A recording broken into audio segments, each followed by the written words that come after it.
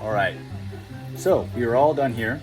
We installed the NEMA 1450, installed his cord, and this is the pop-off that pretty much if you ask for through Tesla, they usually will give it to you, of course, for the price, and we'll convert it to a NEMA 1450 with an output of 32 amps with a 20% degrading.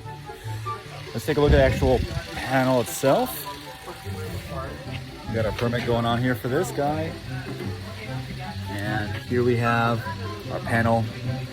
And as you can see, we put our ground bushing in right here, which is very essential. Whenever you have metal on metal, you have to get a ground bushing. Now, if we have a plastic cover or plastic connector on here, then we do not have to do that.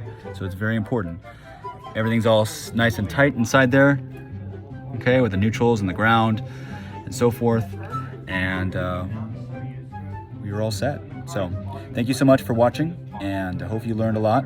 And there's a lot of things in here that we talked about that don't all, of course, all apply into this subject, and we always have to be ready to change things as they go along.